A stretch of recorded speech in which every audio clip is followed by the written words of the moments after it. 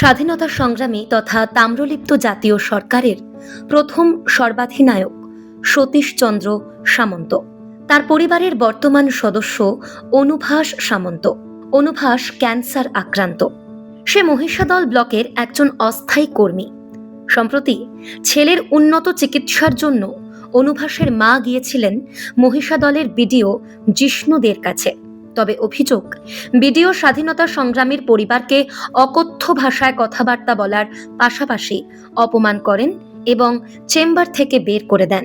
সোমবার সেই বাড়িতেই পৌঁছন রাজ্যের মুখ্যমন্ত্রী শুভেন্দু অধিকারীর ভাই তথা এগরার বিজেপি বিধায়ক দিব্যেন্দু অধিকারী।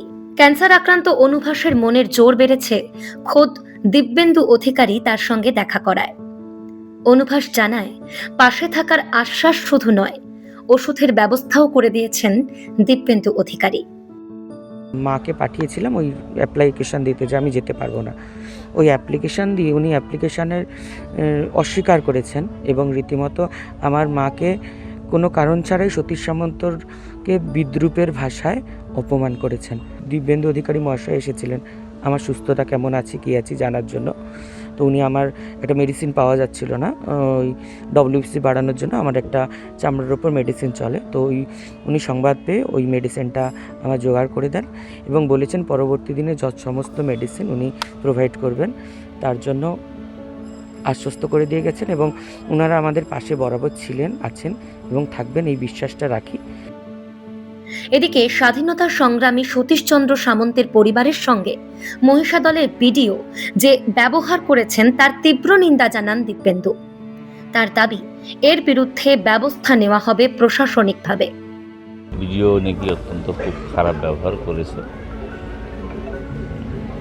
সঙ্গে সঙ্গে আমরা সকলেই, আমি সাংসদ ছিলাম, আমারও একটা কর্তব্যের মধ্যে পড়ে জনপ্রতিনিধি হিসেবে যে আমি অন্য জায়গা থেকে বিধায়ক, আগে থেকে সাংসদ, এই এলাকার মানুষের কাছ থেকেও ভোট নিয়েছি, কিন্তু দায়বদ্ধতা ছিল জীবন থেকে।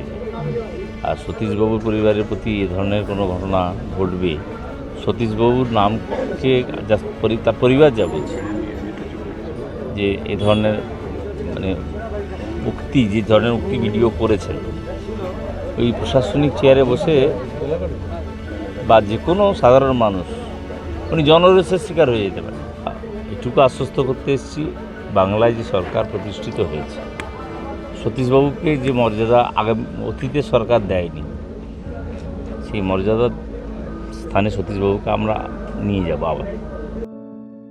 যদিও সমস্ত অভিযোগ অস্বীকার করেছেন মহিষাদলের বিডিও জিষ্ণু দে।